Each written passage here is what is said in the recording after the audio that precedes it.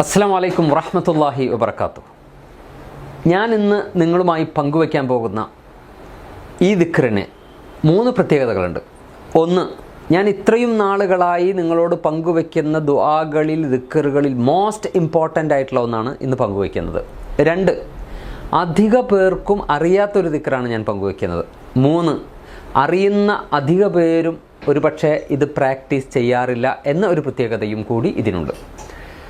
നമ്മൾ പല രോഗികളെയും സന്ദർശിക്കാറുണ്ട്.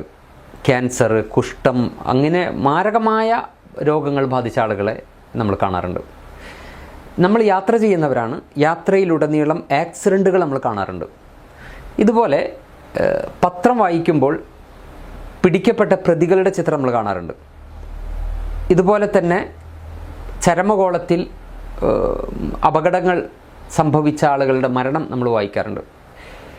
ഡിസേബിൾഡ് ആയിട്ടുള്ള ആളുകളെ കാണാറുണ്ട്. കൈയില്ലാത്തവർ, കണ്ണില്ലാത്തവർ, കാലില്ലാത്തവർ, അതുപോലെ തന്നെ മുഖം അഭംഗിയുള്ളവർ.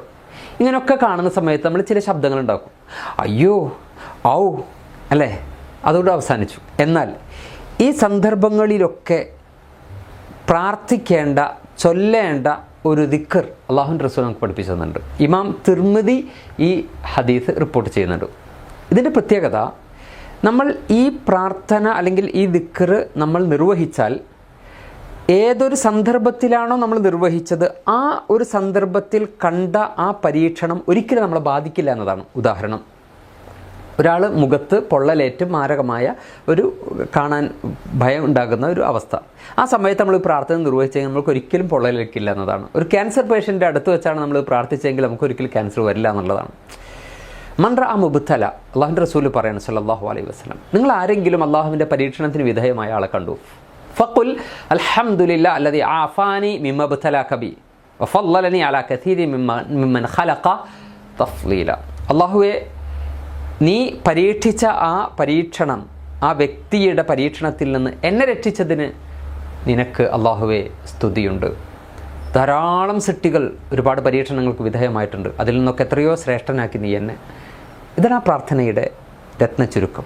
അള്ളാഹുവിൻ്റെ റസൂൽ പറയുന്നു, അങ്ങനെ ഒരാൾ ചൊല്ലിയാൽ ലം യുസിബുഹു ദാലിക്കൽ ബല, ആ വിപത്ത് ഒരിക്കലും ഈ പ്രാർത്ഥിച്ച വ്യക്തിക്ക് ഒരിക്കലും ബാധിക്കില്ല എന്ന്. എത്ര പ്രധാനപ്പെട്ട ഒരു ദിക്റാൻ്റെ സഹോദരങ്ങളെ. ഇത് നമ്മൾ ജീവിതത്തിൽ പകർത്തുക. ഏത് വിപത്ത് സന്ധിയിലും, ആക്സിഡൻറ്റ് കണ്ടാൽ, മറ്റേതൊരു വിപത്ത് കണ്ടാൽ, മാരകമായ രോഗം ബാധിച്ച വ്യക്തിയെ കണ്ടാൽ ഒന്നും ഈ അപശബ്ദങ്ങൾ നമ്മൾ പുറപ്പെടുവിക്കുന്നതിന് പകരം ഈ പ്രാർത്ഥന മിനിമം അൽഹംദുലില്ലാഹ് എന്നെങ്കിലും പറയുക. അള്ളാഹു അനുഗ്രഹിക്കട്ടെ.